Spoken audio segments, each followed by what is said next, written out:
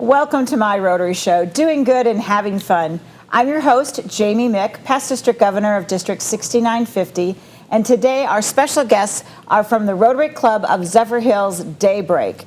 Now, these are the folks that get up at the crack of dawn, and I mean the crack of dawn. The roosters are crowing when you walk into their club. So we're going to talk a little bit about them, but I've got Jodi and Mike here. Of course, Mike and I have worked together for years at the district level, and of course, Jodi's been involved for quite some time, and we're going to hear more about their personal stories in Rotary next. But first, I wanted to talk to you a little bit about what's going on at Rotary International. Now, most of you know I get all of these emails, newsletters from Rotary International, and one that caught my attention. Of course, I'm from Michigan, so anything about Michigan usually does catch my attention. But there is a Rotary Club in St. Joseph's. Now, St. Joseph's is just north of the capital of Michigan, which is Lansing, East Lansing area. They're just north of there, and they have 140 members in that club.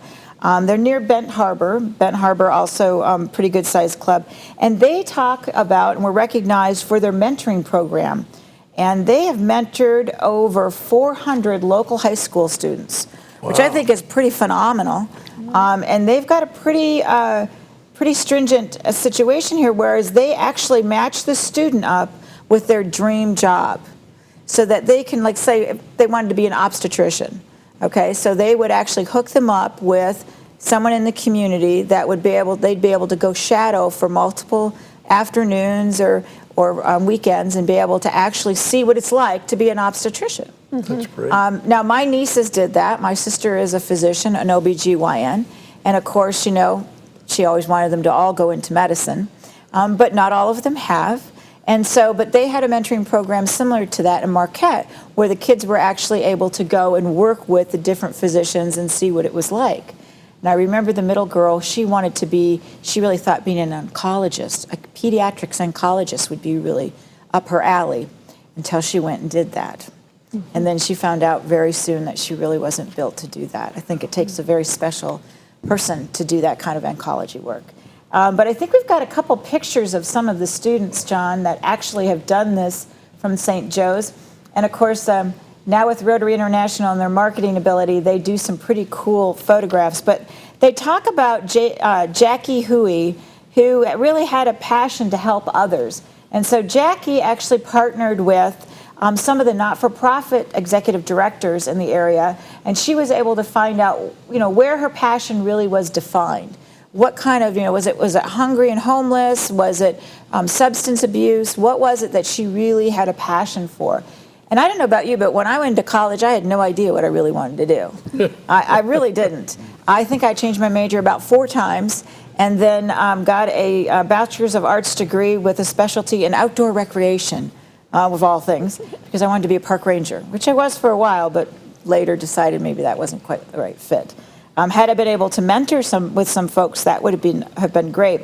They've been doing this since 2006, and they've had folks from all different schools there. They've got a Catholic high school that they actually involved in it as well, and they've got folks from Keebler, from one of the places, Whirlpool and KitchenAid. They have a division there, a manufacturing division there, and a lot of manufacturing in the middle of Michigan there, lots of industrial manufacturing. Keebler, a couple other folks that are there, Tupperware, that kind of things. They're all right there in Michigan, and so being able to go into those different factories with those different managers or CEOs, it's a great way for these kids to really figure out what they wanted to do.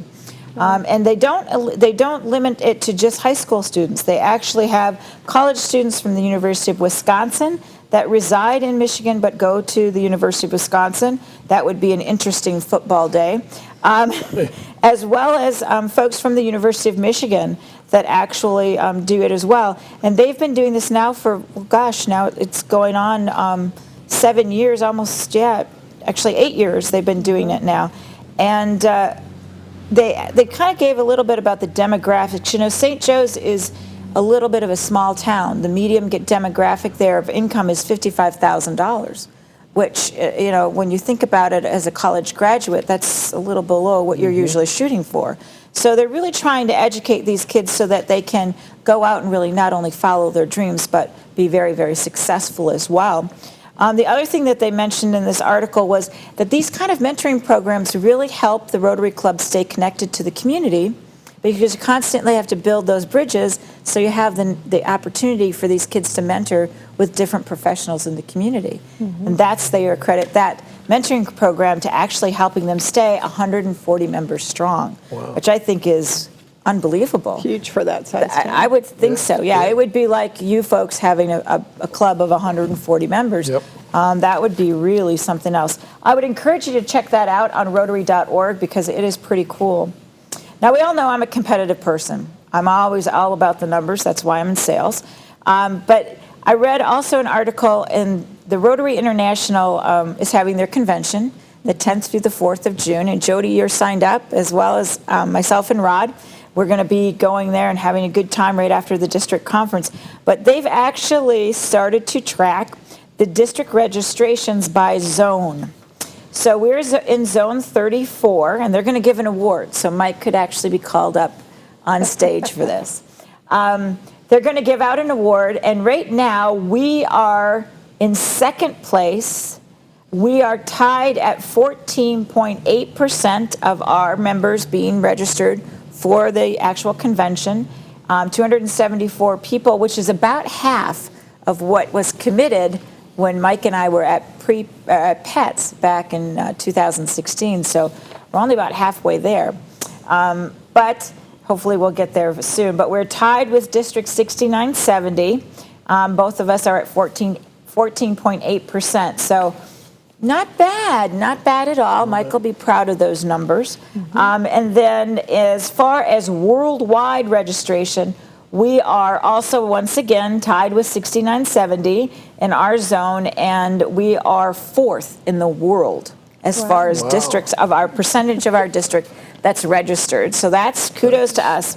Now, of new registrations, and I'm not really sure because I have lots of questions about what's a new registration, but I think that means people who have never been to a convention before.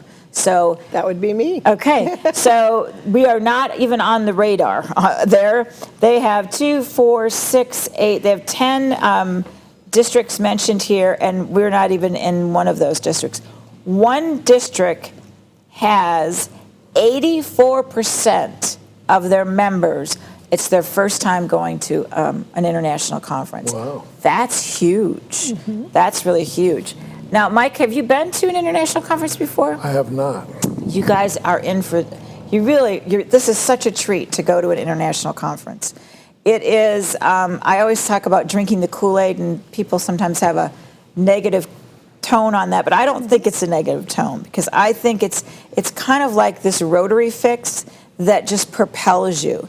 The entertainment is stellar. The entertainment is better than anything you'd see anywhere, any place, hands down. It's the best entertainment you'll ever see. The way it's organized, the technology that they use is just phenomenal. And the great thing about it is then they have these small, intimate, you say intimate, there's about 60 people in the room, but it's about as intimate as you can when you got 45,000 people there. Right. But you're able to actually shake hands and talk with the actual leaders of Rotary at Rotary International. You know, Jennifer Jones, it was one of the first times I ever met Jennifer was at in New Orleans. And she was a speaker in one of the public relations breakout sessions that I went to. And I mean, we were there and we were able to really ask questions, and how are we going to do this, and what about this program? And it was really up close and personal. It's a really great opportunity, not to mention the fact that the House of Friendship is like nothing you've ever seen before, and it's gigantic. I mean, it is truly overwhelming when you walk in there. So anything you can imagine to buy, you can find there. Anything you can imagine, and any kind of partner that partners with Rotary for any type of service project, they're all there. Not to mention, the foundation has a gigantic booth. Rotary.org has a gigantic booth. They'll have a separate booth just for the fight against polio, and then you'll meet people from all around the country. And I always tell people, don't stay with your own group of people. Get out there and meet new people. Walk up to someone and say, hi, I'm Jamie Mick from the Rotary Club of Holiday. Where are you from? And just start a conversation. Even if they can't speak English, you're still going to be able to figure it out. Because I had that happen too, where they couldn't speak English. I didn't speak Spanish, but we were able to exchange ideas and talk and converse as best we could. Cool. The coolest was to watch my husband, who's not a Rotarian, and I thought, ooh, I don't know how he's going to handle this. And he had a great time. He thought it was truly one of the most phenomenal things he had done in a long time. So he really enjoyed that a lot. So I would encourage you, if you haven't registered for the Atlantic Conference yet, this is it. You need to get registered probably sometime in the next 30 days because it's going to, sooner or later, they're going to close registration, I would imagine, probably sometime in early May, because it's going to be difficult for you to get back in there. And my earpiece fell out, so I have to put it back in. That's just part of live television. So I want to make sure that you do that because I tell you, it's a great opportunity. Now, we have a bus leaving from the district here on Saturday to jet everybody up there. There's special rates on planes, so Chris Gray can help you out with that. And or you could be like Rod and I, and we're just going to pop in the truck and drive. We're hauling all the stuff up there for $69.50, and Mike and Jocelyn are going to get on an airplane, I believe. So we're going to haul everything up in our truck. But it's going to be a great time, and then what a great time to actually go and celebrate the foundation, its 100th anniversary, as well as an opportunity to experience Georgia. If you've never been to Georgia, the Outer Banks, the islands there are absolutely breathtaking. There are some beautiful homes within maybe 30 minutes of Atlanta that you can actually tour. My group of district governors from the zone, we're going to actually go to one of those mansions and have dinner one night while we're there.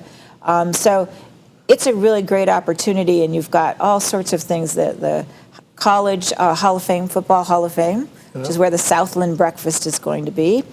And then, of course, the movie theater, and they're going to be showing Gone with the Wind, which will be really cool. Mm-hmm. And then, of course, they'll have a birthday party. They actually have 2 sessions for the birthday party because they've got so many people registered. They had to find a second venue and open up another venue to actually do the birthday celebration. There'll be a celebration of women in Rotary, where they're going to bring in some of the ladies that were actually a group of the 11 that filed their lawsuit against Rotary and was heard in the Supreme Court.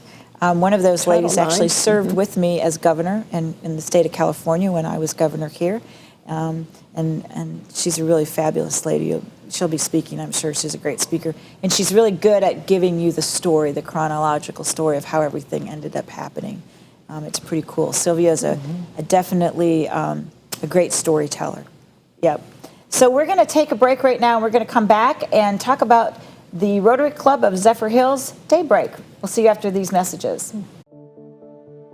Young professionals and young people can find something in Rotary that makes so much sense for their existence. One of my goals, and I think one of the goals of just younger people in general as we get into organizations like this, is to kind of diversify it. There are a lot of people who have a lot to offer, but don't know an outlet for it, don't know where to put it, and this gives you access to everything. I was just amazed at everything Rotary did and how much bigger than it was than what I thought it was. And so I wanted to join. I wanted to be a part of that. You know, we laugh. It's a bunch of old guys that get together for lunch every week. And it's the furthest thing from that. It's so much more than I originally thought it was. It wasn't just about making friends. It was about going out on a random Friday morning and helping to build a barn. You know, we tend to be a little compartmentalized in our lives, and sometimes we forget people in our community who need help. The face-to-face, the personal engagement with individuals and in the community you can't find that or replicate that elsewhere. Whether we come from one walk of life or another, it transcends all of that because we come together in the name of service. As a young professional, I just think it's one of the best things I could possibly have done. Mm-hmm. Welcome back to my Rotary Show, Doing Good and Having Fun. I'm Jamie Mick, your host today, and I have with me Mike Wootton, who is a past president of the Rotary Club of Zephyrhills Daybreak. Yep. And Damascus. And Damascus, really? In Maryland, yeah. I didn't know that. That.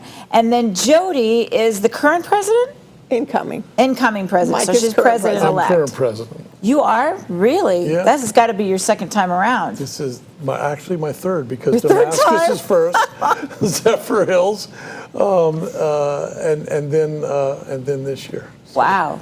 Wow. His presidency was cut short his first time, so we wanted to call him back. It's an encore Yeah, they said I performance. owed him half a year. Oh, is that what it was? I don't think so. There's one thing you have a passion for, Mike, and that is for Rotary, and I know that. So now tell us about your club. You meet at Wednesday mornings, Wednesday mornings. 7 a.m., Yes. bright and early. Yep. At the First United Methodist Church in Zephyrhills, actually in the social hall behind that. The address is, let's see, 38635 Fifth Avenue. Come on down. We meet at 7 a.m. sharp, and visitors are welcome. And when you go there, there are roosters that are out in the back, and as you're walking up, trying to find the right place to go in, they're actually crowing. They're letting you know it's time for Rotary. Yes, they're letting you know, they're making the all call that it's time for Rotary. That was one of the coolest things when I parked my car, because we all know I'm not a morning person.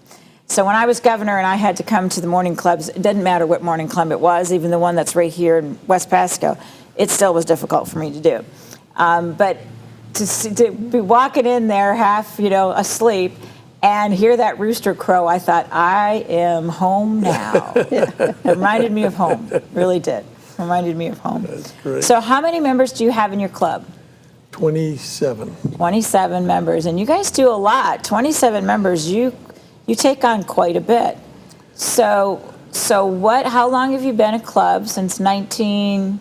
91, Yep. okay. Yep. So coming up on your, not quite, a couple more years, 4 more years. 26th. Yeah. So 4 years till 30. Wow, and you've been a member how long, Mike? I've been a member of Zephyrhills since 2006. Okay. I joined Rotary in 1980. Wow, so before women were allowed. Before women were allowed, and I remember us having a conversation, a board meeting conversation In Damascus. in right? Damascus, that we needed to let women in, and we had no idea that suit had already been brought. Oh, wow. And we were having this conversation and trying to figure out how can we do this. We had some federal government type folks there, and, Sure.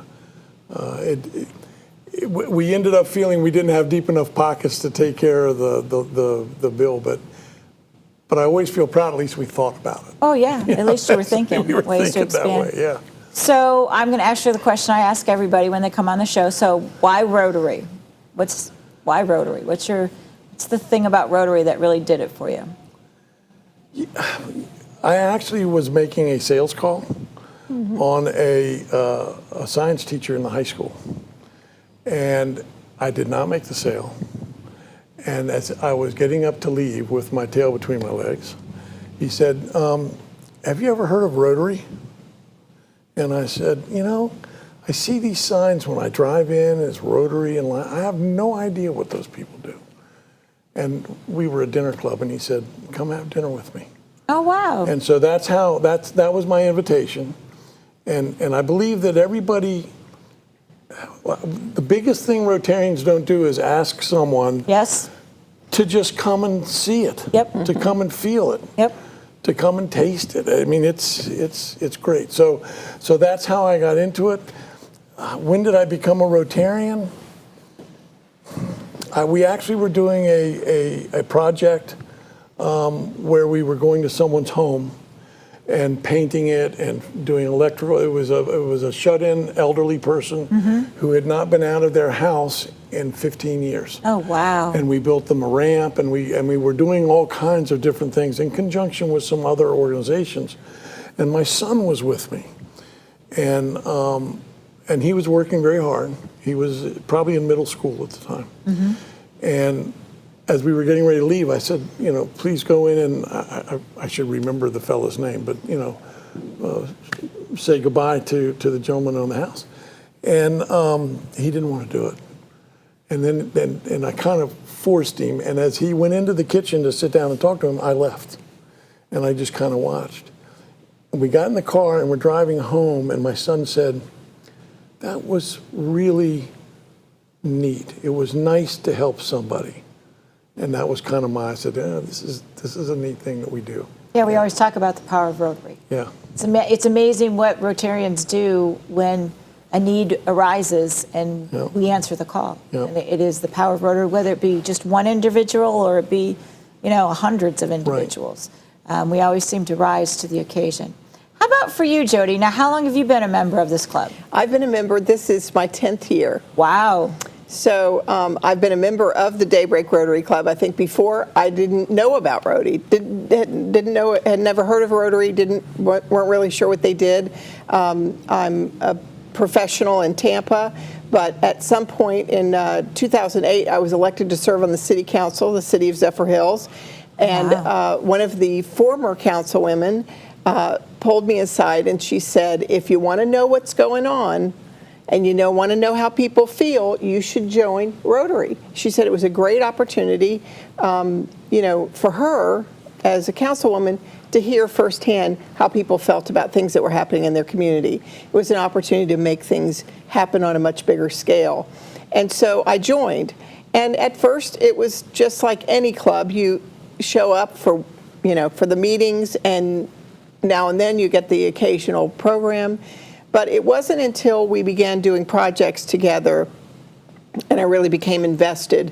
And I remember that we had recently done the water park for the children of our community. Mm-hmm. Our community is Title I. Several of the schools are Title I. So these children, this is their opportunity for a quality experience with their parents that's low cost or free.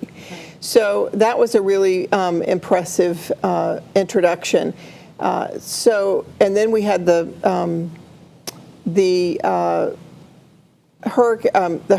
earthquake in Haiti.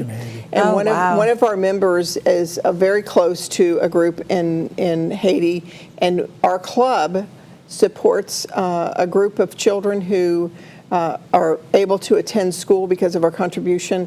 And I remember Nelson Ryman, who was covered, I think, in one of the local newsletters and on TV.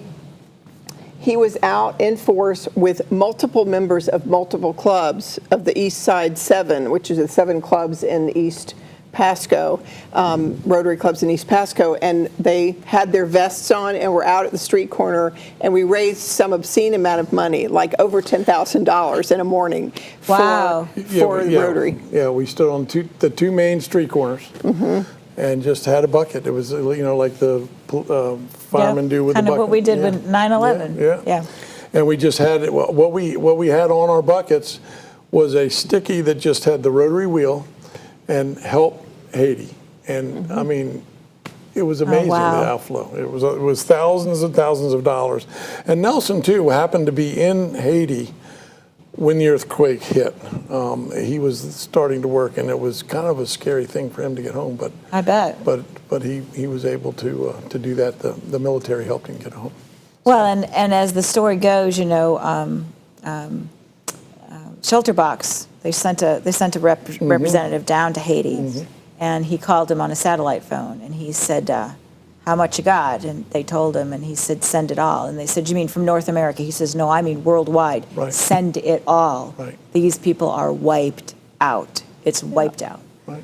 And what a phenomenal story. Yeah. I think that, again, the power of Rotary. I mean, I think that when we go out in the community and ask people to support, to help, even if it's just on a street corner, doing something sporadic like that, that's so, it's just so organic that before you know it, it really shows you not only how Rotary is regarded in your community and others, but that we're all willing to just step up and do what needs to be done. I mean, get her done. Sometimes when something like that happens, and it's fresh in everyone's mind, and we're seeing it on TV, and we're seeing the pain. We saw some horrible photographs. That's the time where you need to be able to say, okay, we can do it.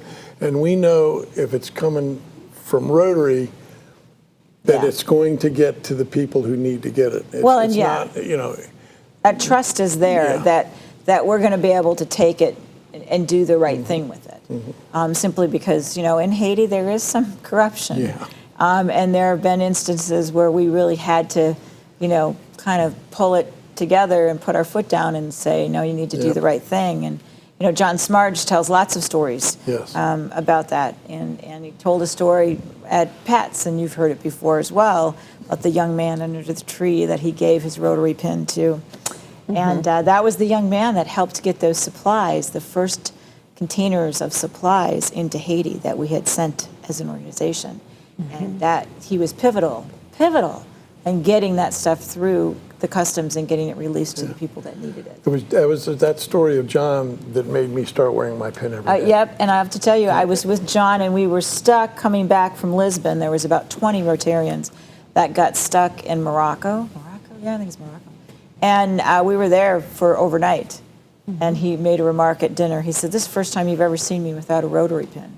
Because we didn't have a lot of clothes. I mean, we had our luggage, but a lot of our clothes were dirty because we were heading home and we got stuck. And so a lot of us, you had to figure out what was clean to wear. That was it, But yeah, John had come down to dinner without his Rotary pin on. Yeah. But it makes me think about it too. I wear a Rotary pin every day. And I wear different ones depending on, where I'm going to be and what I'm going to be doing. Like, today I have the women's Rotary pin on. Other days I might have a theme pin on, but I've always got some kind of Rotary pin. Yeah, if I'm not wearing my pin, I'm wearing there's something. There's something on me that says Rotary. I'm a Rotarian. Yeah. And I think that's important, not only for people to know that you're part of that organization, but for people to ask you questions about it as well. And ask you questions about your club. Well, this little pin was a gift from past district governor from Michigan, who is in our club, Bill Castle. And Bill gave this to me. He was cleaning out his closet, and he said, "Who is a woman in Rotary that I know that would appreciate this?" And he gave this to me. And it's kind of interesting because we talked about women in Rotary, and in fact, the origin of the Daybreak Club was such that it was formed in 1991, and there was some resistance of the existing well-founded Rotary Club of Zephyrhills that there was a little faction that decided to break away and began a club that was embraced women. And so, in fact, this club was known as the Women's Club, but now is very strong. Some of the things that are unique about us, we're 100% Paul Harris Fellow Club, and we our per capita giving per member is over $270 per member. So explain to the audience that doesn't know, what is Paul Harris? So Paul Harris was the founder of Rotary, and an individual who is committed to donating to the foundation. Once they reach the threshold of $1,000, they are named Paul Harris Fellow by their club, and it's quite an honor. Often there's an honorary Paul Harris Fellow given to people who go who are non-Rotary members, who go above and beyond to help Rotary fulfill its goals in community service projects. Yeah, he was a young attorney in Chicago. Yes. And he was lonely, and he needed wanted to make some friends. He needed to make some friends, and he came up with this idea of meeting with other business people, and that's how it all started. And they would meet in different offices or different locations, and that's where the Rotary part came in, because they kind of moved around and did that. That's great. And I think that again, this is the 100th anniversary of the foundation, right? Correct. So correct. And that's kind of where our club kind of started everything. Yeah. Yep. Well, we're gonna. Just real quick, this is what we give all of our speakers and guests is a Oh, Mike, Paul Harris coin. thank you. Appreciate it. That's awesome. This is a Paul Harris coin. On one side, it has a replica bust of Paul Harris, and on the other side, it has the four-way test, which is what we as Rotarians really practice. It is kind of the way we live our lives, and as my grandmother always used to say, if you do unto others as you'd like to be done unto, then you should live a pretty good life. And Jamie, you'll notice that head's a little shiny on Paul Harris. It kind of goes with this one. I appreciate that, Mike. Thank you. Thank you. Well, we're going to go to break right now. We're going to be back to talk about Zephyrhills, Daybreak, and some of the projects and their fundraiser coming up. We'll be right back after these messages.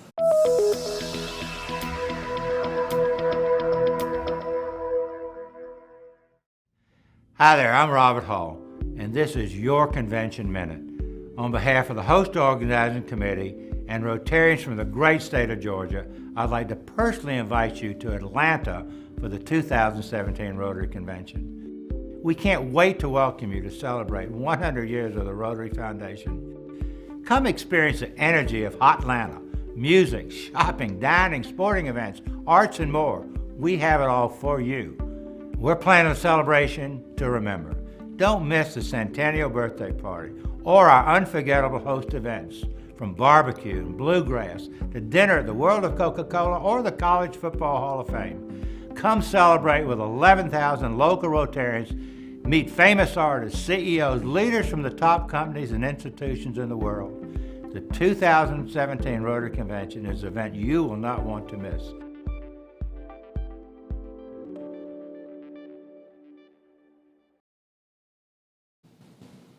Welcome back to my Rotary Show, doing good and having fun.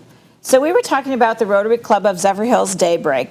Now you guys have a big fundraiser coming up, a bowl-a-thon. So how does that work? How did it get started? I think we're on our 22nd 22nd year is what it says, yeah. Wow. Yeah. So I don't know how it got started. I know that we have a lot of fun with it. One of the things that makes it a little different is you can, on your first ball for bowling, you have to get all 10 down to get a strike. Yes. However, in Zephyrhills Daybreak, I believe we do 8 for a strike, don't we? It's either 8 or 9. Oh, wow. So you don't have to get them all. So you don't have to get them all. I might be able to actually do that. And so what's happened is people end up, everybody's happier because they see these strikes coming up. Well, yeah, it makes you feel good when you do something like that. Look at what I'm doing there. Here's a couple pictures of some of you guys. That's Trini and Jean, I think, there. Yeah. And Trini, I don't think, has missed a convention. No, I don't think she has either. Right. She's been at every one I've been I at. can't see. So this is Miss Zephyrhills. Okay. Yeah. And Miss Zephyrhills, he's our MC every year, keeps things going, sells those 50-50 tickets for us. Right. Well, and that's good that local celebrities come out and support you as well. Absolutely. And that's important because you'd think it's funny, but a lot of people, oh, there's a great picture of Mike. There's Mike. Oh, there you go. You're selling 50-50 tickets, it looks like. That's right. And I don't know who that really good-looking woman is. I think that's your wife, if I'm not mistaken. Here's a group of kids. That's indicative of the fun that they have. Now, that's Amy Chappell. Amy is surrounded by her kids, and she is very active in our Rotary Youth Exchange. She does the S4TL, and I've seen her at S4TL. Yeah. So they start bowling at 1 o'clock, and then it's over at 4. So it's not a really long event. There you are, Jodi. Free actually pizza. going for it. Yeah. Free pizza, and we've got and free sodas and iced tea and. Okay, so then a team is $180, and that's four bowlers. Yep. So that works out well, and then $45 entry fee per bowler, So you don't have to have a team to bowl. You can just come over and kind of be a pickup. Yeah. Pickup game. And we have a kind of like where golf tournaments have a hole sponsor. We have a lane sponsor, and that's $75. Yep. And what happens is, and the bowling alley really cooperates and helps us with this. The business card, that person's business card is going to be up and rotating up on the scoreboard. Oh, that's cool. And it's not only just for the day, where at the end of the golf tournament they pull up all the signs. It stays there for the whole week. Oh, so wow. if you do that, you're actually having your business seen multiple times by all the leagues and everything. Yeah. So now, if somebody wanted to do this, is there a website that they can go to? I'm looking on this, and I'm not. Well, I think we've got your name, right? We've got. You can call me at area code 813-997-7194. And I will email you a packet of information. Our chair is Rick Rick Leonello. Leonello, and we accept checks. We have, what is it, the little swipe card? Yeah, we've kind of The come cube. we're You've going stepped into 21st century. Yeah. We have, You've and got then the cube going. but we do accept checks too, so Yeah. And you're looking for everybody to be signed up by the 6th of April. that's Right. correct. And you have pizza and soda and, of course, 50-50 raffle Oh, yeah. and all that kind of fun And we're stuff. making some really great baskets and stuff for people to be able to bid on, and we've Great got door prizes. Yeah, we've got Yeah. a good group working on all that stuff. In fact, at Rotary this Wednesday, we're going to go ahead and start putting some of those baskets together, so the whole club will be involved in doing all that kind of Well, stuff. and I would imagine that that's what you need to do. I don't care what fundraiser you're doing, or whether you're a club of 27 or you're a club of 40-something. Everybody has to buy into it. Everybody has to Yeah. participate. I know for us it's the same deal, because ours is coming up shortly after yours. And if you don't get everybody in there, if you don't everybody doesn't kind of divide and conquer, it's really hard for you to do it. Otherwise, it's just a few people that are trying to do something. So I think we have some other things to talk about that you guys do. You've got a major donation to Rotary International. Now, you had... That's Elizabeth Geiger. okay. And the Atkins Home, which is a local home for challenged gentlemen, was decided to, they were closing their doors, and they wanted to share a portion of the proceeds that were remaining from the sale of their home. They shared with a few local nonprofits, and Liz Geiger was on the board of the Oh, wow. Atkins Home, and a significant donation was made in her honor They to wanted to Rotary recognize Foundation. what she had done to help them too. So it was made to Rotary International for Paul Harris? Yes, for the Yeah. foundation. Yeah. Oh, that's beautiful. Yeah. And that's one of the things I always talk to clubs about. You have points as a club. Use some of those points to recognize some of those heroes in your community, even if they aren't Rotarians, because it builds a bridge that often is not forgotten, because they realize how important that is, and that's really a significant recognition from a Rotary organization. Yeah, I agree. And then you've got your exchange student here. So that was Paul from Germany. Germany, yeah. Oh, now is it this year or last year? This was last year. Yeah, I thought so. This year we have Malin, and Malin is we're shared, I guess, with the Dade City Club. Okay, the Noon Club. So we did the financial part. Zephyrhills has Zephyrhills High School. Dade City has Pasco High School. Sure. So she's up there, and what's been happening is everybody's been going to Pasco, so they're taking care of the housing, Yeah. and we're taking care of the financial Well, part. and that's a good way, because it's difficult to house a child every year. Yeah. I mean, I know my club, we do it about every other year, but we contribute financially every year. Yeah. It's kind of a But- budgeted item now. But Paul was last year's and went to Pasco, and Where was he from? He was. Where was he from in Germany? I can't Oh, he's from remember the word. Yeah, Germany. he was Okay. and it was in the hops growing region. When he came cool. to speak to us, he talked all about growing hops and how it is and how it works and Oh, how wow. kind of the way life goes around hops and Right. where he grew up, where he grows up. So. And they bring so much to the table, because it not only is a different culture, but the youth they do so much. They think differently than we do. And they don't leave you either. I mean, we got a great Christmas card this year Yeah. from I would imagine. from him, and yet Linda and I had not done a lot of things. We hadn't housed him, but we had shared stuff with meals him, and done yeah. stuff, and he just. Bob was Emily thinking, always yeah. talks about that. He's had a lot of Rotary Youth Yeah. Exchange students. Yeah. And now, they have families, and they come here on vacation, and they still come and see Bob and Phyllis, Yeah. because the bond is very strong. The Yeah. bond is very strong. And then, of course, you had my favorite clerk, Paula O'Neill.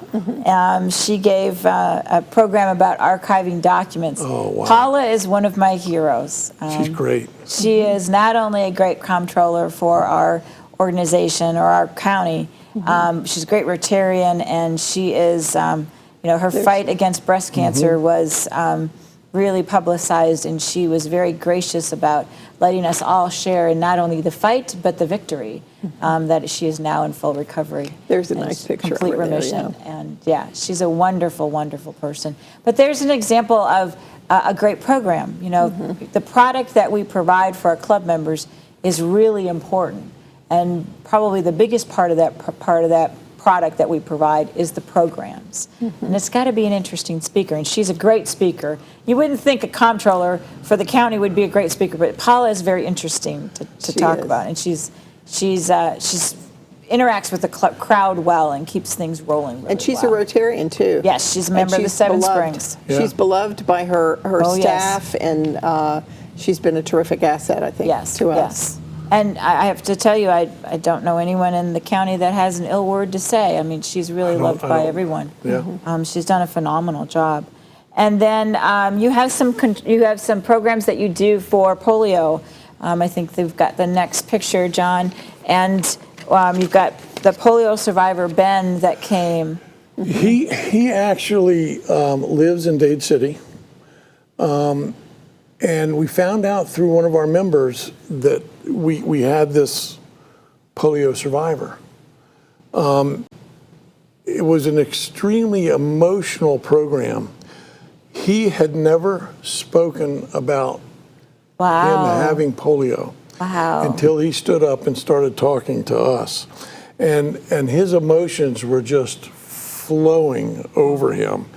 And it was pretty amazing. It was a pretty amazing story. It was very touching. In fact, they didn't even call it polio at the time. It was childhood paralysis, and there wasn't Right, really they a didn't name really. to it. That's what. Yeah, my cousins when they got polio. When my mother, her cousins technically, that's not what they call. Yeah, they called it childhood paralysis.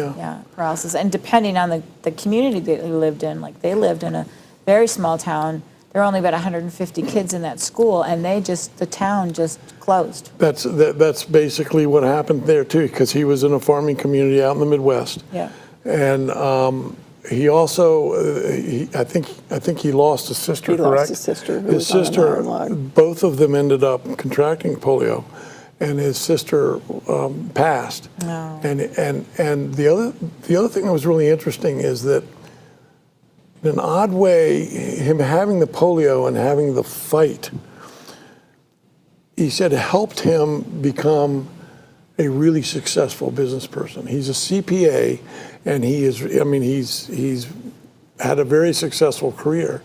And he thinks part of that was because he had to overcome and fight about all of this. Yeah. So it was really an interesting program. It was a great program. Yeah, I think when you overcome adversity at any age, that kind of builds you to be a little different, and also builds you to be probably more grateful than the average Joe, because you know that if there had been a zig instead of a zag, you wouldn't be there. That's right. And I know my mother always talks about my cousin Lawrence, who was more her age. She's 88 now. I'm sure this gentleman is in his 80s now as well. And Lawrence's parents actually brought in a chiropractor. And in that day and age, they were really considered to be voodoo, you know. But that chiropractor lived with them, so that if any other child had contracted it in the house, he would be able to help them. And he worked and worked and worked on Lawrence. And even when Lawrence passed, when he was in his early 80s, you never would have known he had polio. He had a limp, but not till he got very old, 70, 80 years old. Most of his life, I never knew that Lawrence had polio. That was Ben's experience too. Ben had a limp also at this point. Yeah.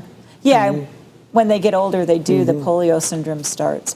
Well, we're going to take a break, but we'll be right back to talk more about the Rotary Club of Zephyrhills Daybreak.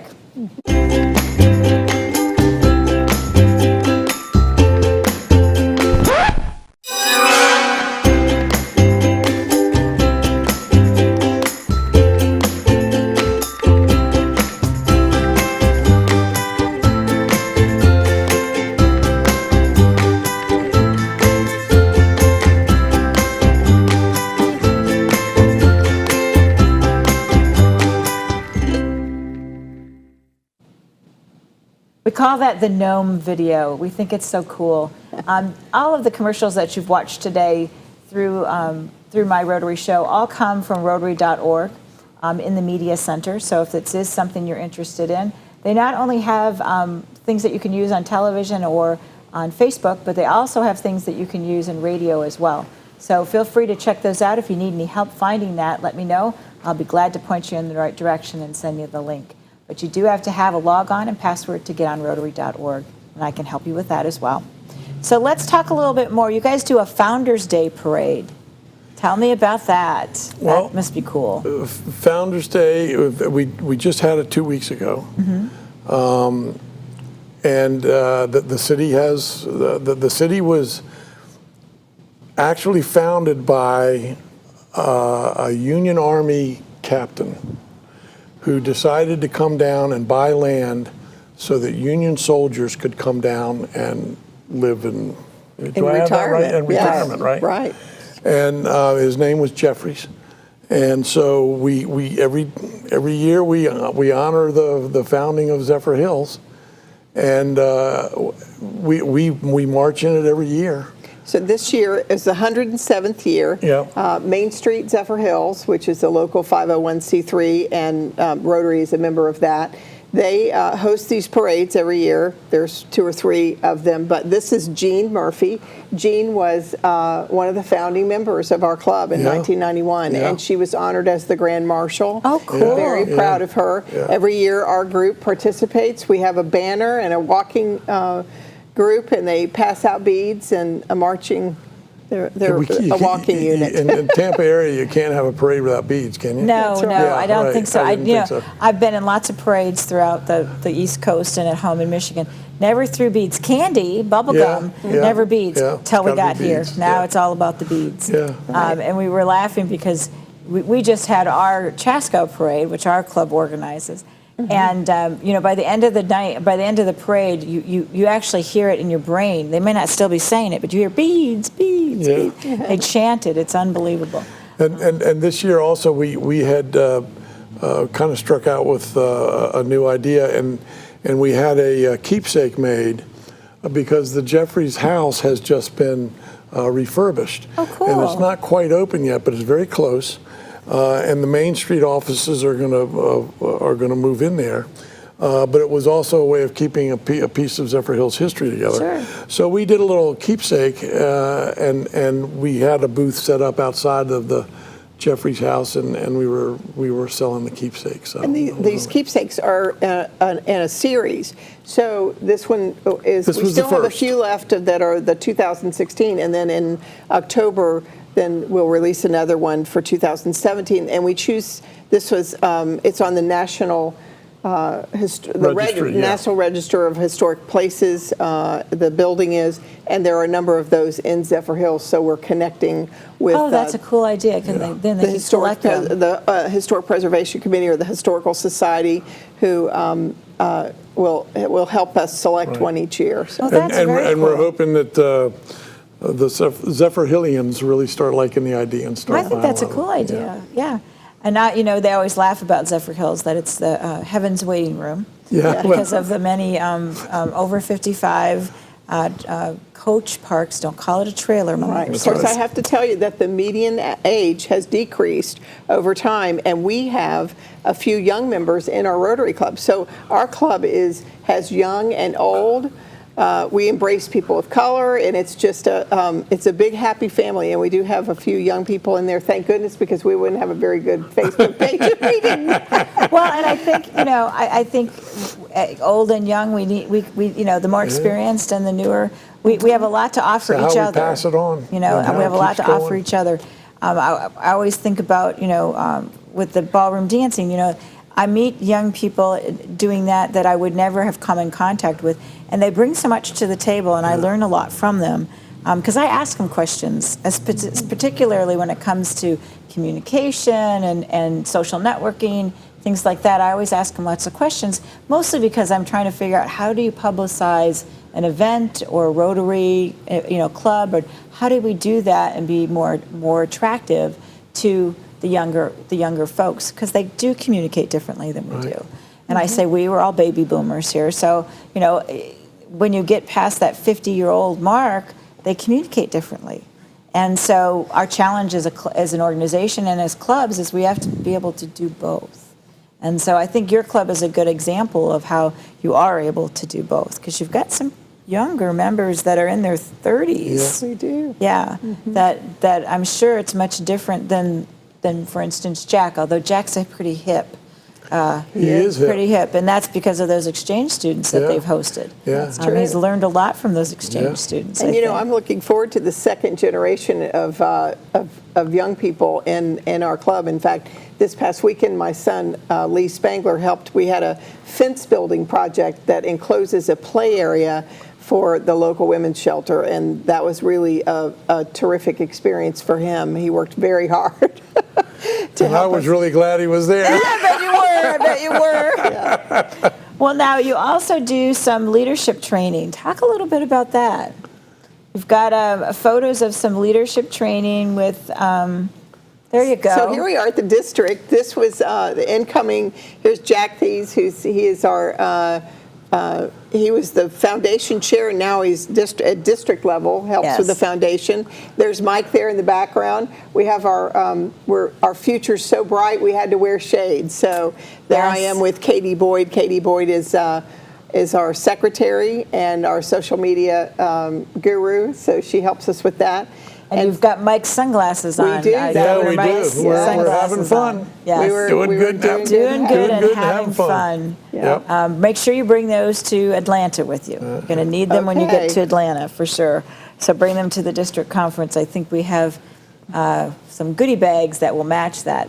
And then this is, I think you all are at Rotary Leadership Institute here, are you not? That's our one of the requirements of leadership in Rotary is that you attend the President-elect training seminar. That's called PETS for short.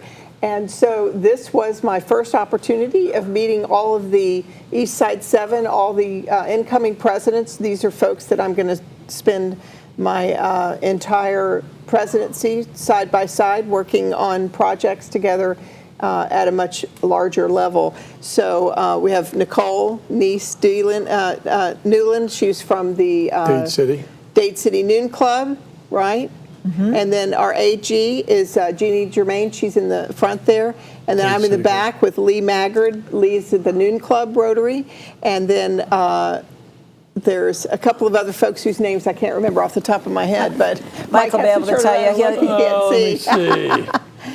It's right in front of Mike. It's in front. Mike is right there. There you go. Up close. There we go. Thank you. So there's Winnie, and then the gentleman, I should know his name too. Kurt, is it not Kurt? He's from the Wesley Chapel Club. Morning Club. Mm-hmm. Winnie is the San Antonio Club. And the other young woman is an exchange student. Yes, that's what it is. I'm thinking that's too many. And then Dade City Sunrise is also there. Right. Yeah, one of the things we as district leaders try to really encourage you to do is bond with those clubs around you, so that when there is a call in the community, it's difficult sometimes for only one club to get, to rise to the occasion. It takes 6 or 7 clubs to do that. Mm-hmm. You guys did that and started, I think, under Mike's leadership as an assistant governor when you did the food drives. Mm-hmm. Yeah, and Mike kind of, drove that through. And with those 7 clubs, you were able to distribute so much more, and you were able to make such a large impact in all of those communities that it really was an example of how working together you were really able to make a difference, a huge difference, and the impact was much bigger. And we're having that next bagging event coming up. Did you do that for the summer before they go? We do it just before they leave for school. Right. Leave school, and then we do it just before the Christmas break. Right. So we do it twice a year. Twice a year. And the Zephyrhills Club has kind of been taking the lead on that recently, but that's where we go, and it's great because you see all the food come in on the pallets, and you set it up, and we basically get it all done in about a half an hour, 40 minutes. It's fun. We try and see if we can break the time barrier. So. But I think again, I remember. In fact, we were talking about it on the last show. over here on the on the west side, we had a young man that had come back from Afghanistan, and he was a paraplegic, and he was going to have some challenges, and there was a question whether or not he would even live. And his family was here in Trinity, and it was just days before Christmas. And literally the call went out on a Monday, and on Friday, the 6 clubs had come together, purchased plane tickets for the 4 of them to go, had a hotel room for them for the 2 hotel rooms for them for a week so that they could be up there at Christmas. Gifts for the kids because he had young brothers and sisters that, didn't have anything. And we all went over to that house, and before you knew it, we had the Marines there, we had the veterans there, Gus Bilirakis was there, and before you knew it, we had a huge gathering in their front yard, giving them all these things, and it all happened in 4 days. Yeah. And it just was a real example again of, wow, that's the power of Rotary. Together, 6 clubs made a much bigger impact, and were able to fill the needs of that family and get them to their son that was really in need of seeing his family, whereas one club probably couldn't have done that. It would have been difficult for one club to do all that by themselves. And the other thing too is, as we're coming up to making budgets for our next year, that when you're going through that process, put a little lanyap in there. Put a little, don't, just have it there. We call it the contingency factor. Put the contingency. Put a little and extra. Always, if you can, put 10% contingency factor in there, then, so you have when it. something like that comes up, you've got some money to pull can react from. with it. Pull from. Yeah. Well, I want to thank the 2 of you for coming over today. I know it's difficult in the middle of the day. Jodi is working away and as an architect, and she's busy, and Mike is always busy with something going on all the time. So I really appreciate you guys taking the time to do this, and I hope you've enjoyed it as much as I have. It's always great to see you. Thank you for having us, Jane. But I really appreciate you coming over.